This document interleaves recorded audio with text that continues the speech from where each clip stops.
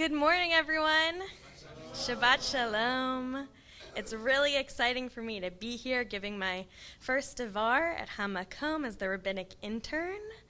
And this summer I'm actually also working at Beit Teshuvah, Jewish Recovery and Addiction Center, kind of in like Los Angeles, Culver City area as a spiritual counselor.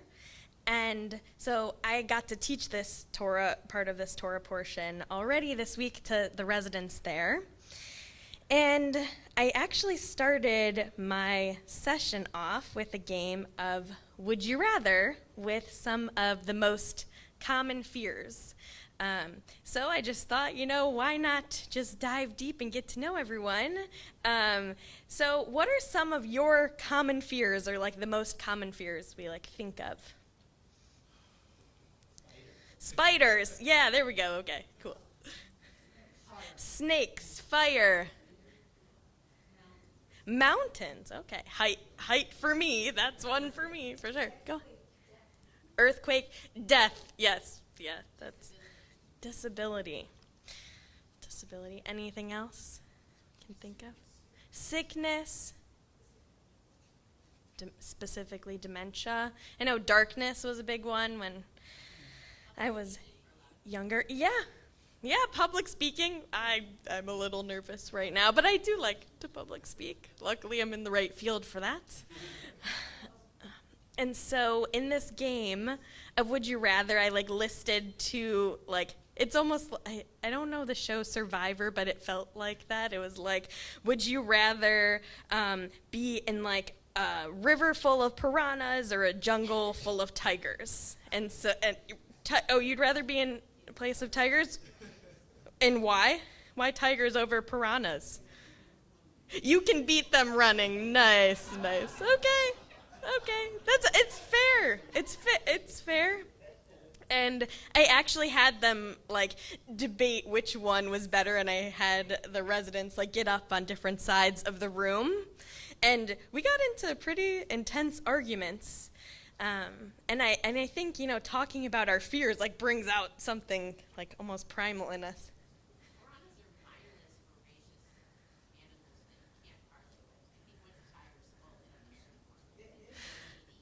Oh, interesting. Okay, so, piranhas, they just will mindlessly eat. But, once a tiger's full, they're had enough, see ya. I don't need to eat you. Okay, that's a fair argument. And so one of the examples that came up, which I said, was, would you rather stick your hand in a beehive, or would you rather stick your hand in a snake's nest? Beehive, okay, yeah. Okay, snake, some say beehive. What? It depends on the snake, okay. Exactly, and that came up. In our conversation. I was well, if I'm allergic to bees, that's if you get stung, you're dead. So, yeah, and everyone's allergic to snake venom. Okay, I got that. And I was really struck by the comment of one of the residents. And he said, well, of course, it's simple. I'd rather put my hand in the bee's nest, because even if it's initially scary, at least I know there's some honey inside. That just stuck with me this week. And so Chukat, this week's Torah portion is filled with really interesting plots from the laws of the Parah Adumah, the red heifer, which we were just talking about, whose ashes purify a person who's been contaminated by being in contact with a dead body. We have Aharon and Miriam dying. We have Moses striking the stone instead of talking to the stone. Of course, he should have known to talk to it. But what really struck me this week, and I think it brought out this primal fear, are fiery snakes that come up later. I know we haven't gotten there yet in our reading, and I don't know if we actually will, but I wanted to bring it up today. So I've actually gotten to hold a few snakes in my life. One was in Israel. One of my educational leaders had a bunch of snakes, and he passed around his pet snake in a circle, and I was like, okay, I guess I'll join. And then another, I was working at a synagogue back where I'm from in Metro Detroit, and I brought in this place called Science Alive. It's like a science educational company. They bring in animals. I got to pet a sloth and touch a toad, and one of them was this huge snake, and I thought, okay, it's only 2 seconds, I'll put it around my neck. I did it. There are pictures. I had to take a picture, of course. And in that moment, I guess I decided to put my, I think, rational fear of snakes to the side and just test it out in a safe, controlled environment, especially, coming from the generation who was raised on Harry Potter movies, and after seeing Chamber of Secrets, I was scared to death of snakes. So that day, I guess I just decided to put all that aside and take the plunge and just hold them and see what it was like. And I survived. I'm here. Yes. So in this week's Torah portion, the Israelites have been wandering in the desert for, years. They're known for their complaining and their whining, and God is annoyed, as usual, with their lack of gratitude. And God, Yishalach Adonai ba'am et hanechashim hasrafim. So God sends, in the nation, fiery or venomous, sometimes we translate it as snakes. Oh my gosh, causing many of them to actually die and perish. Oof. As an Israelite, I would have been terrified of snakes after seeing many in my community perish from their venom. And in response, some of them go to Moshe and show their remorse for complaining. We're sorry we complained. And they ask Moshe, please go to God. Ask God to get rid of the snakes. We're sorry. And so Moshe does plead on their behalf. And God's response is actually pretty unexpected to me. So God does get rid of the snakes in some way. But Vayomer Adonai el Moshe, Aseh lecha saraf v'sim oto al nes, v'haya kol hanashuch v'ra'a oto v'chai. Okay, so God says to Moses, okay, so make a saraf, a fiery figure, and like a nachash, possibly like a serpent, and mount it on a standard or a post, and usually we think of it like a coiled thing. And anyone who was bitten by a snake and who lived but was probably hurting or almost dead, if they look at it, they shall live. They'll recover. How ironic! The very thing that the Israelites were afraid of, they would have to look right at it, I guess in a more harmless setting, in a statue figure, and then they would live. A couple other reasons God's response is pretty unexpected is God just instructed us 1 chapter earlier, don't build idols. And God says you shall not make gods of silver or make for yourself any gods of gold. Period. Zoo. Sounds pretty clear to me. But maybe there was an exception. Maybe because this one was made out of copper, some say. But I think it might have been because it's not actually an idol, even though it's like a snake statue, and I would kind of think, that sounds like an idol. So maybe it's not an idol. Also, snakes have a really bad reputation.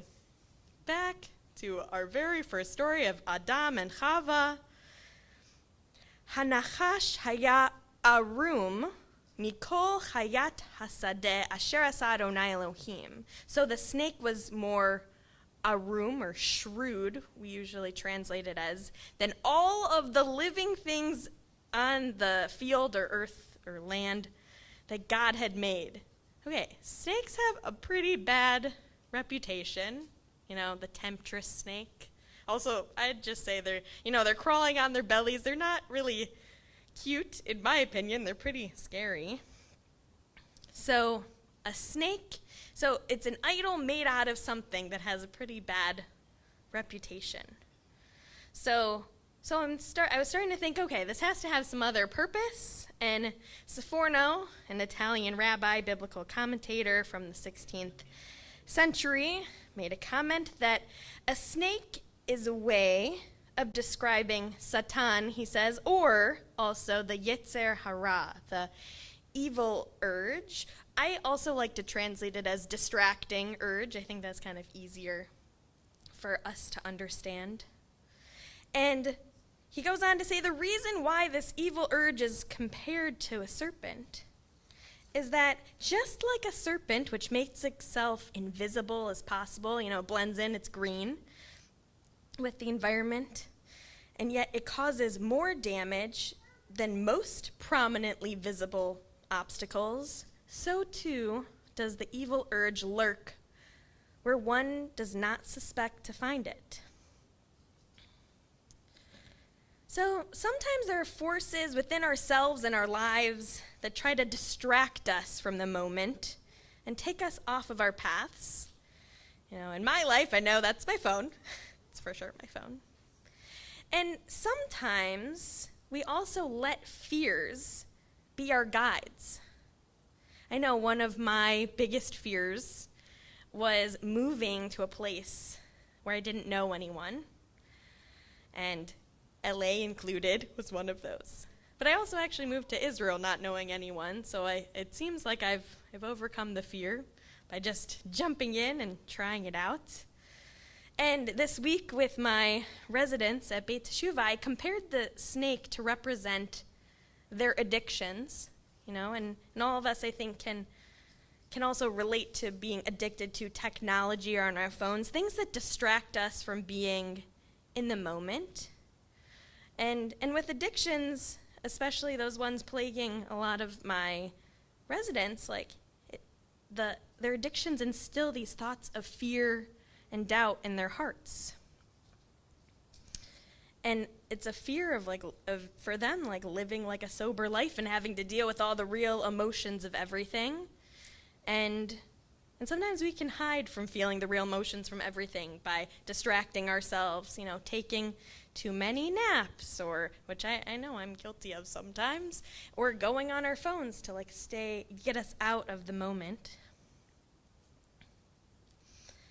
And sometimes we can also be on these great paths, and if we are not seeing immediate results, or we're still in the beginning stages, sometimes we let those fears that we have, misguide us, take us off of these paths. And a lot of the residents commented, they can really identify with that, because especially early on in their recovery, many of them have left treatment, a few days in, a few weeks in. And a lot of my residents have come back multiple times and gotten over that initial fear. And I think it has to deal with acknowledging this serpent. Why would God want us to look directly at something that is representative of our, evil inclinations or our distracting inclinations, like our addictions or the darker parts of ourselves? And I think maybe it's because it's almost like exposure therapy, which Malki Rose argues in her Bim Bam video on this Parsha. Perhaps that coiled snake statue was a way for the Israelites to face their fear and their phobia head on. They slowly exposed themselves to it in order to heal from it and heal from their trauma and move forward. It's like exposure therapy in a sense, it seems to work, and it seemed to work for me with snakes. I've held a few snakes now. I kind of like snakes, honestly. And I've also just jumped in and moved across the country into Israel, not knowing anybody. I moved to Los Angeles, moved my whole life here to go to rabbinical school, not knowing anybody. So I guess I got over that fear of feeling alone and not knowing anybody and moving to a place where I wouldn't have an automatic community. And so I think something I've especially learned this summer at Beit Teshuvah is that we are constantly having residents engage in the practice of acknowledging their own yetzer haras, their distracting urges, directly. We challenge them to be, and that's really vulnerable. It's a really vulnerable practice. And it's so that they can address their own addictions and their fears, similar to the Israelites addressing the snake, as a way of healing and moving in a better direction. Just like that resident commented about reaching into the beehive, even though it's really scary at first, there is still honey, like healing honey, I was going to say, but inside. When that fear or distracting urge is overwhelming and pulling you in the wrong direction and you're making your decisions based on your fears, think about who you can lean on so you can stay on that path, and who can support you so you can walk beside somebody in fear. So you too can also find your honey at the end. Shabbat Shalom.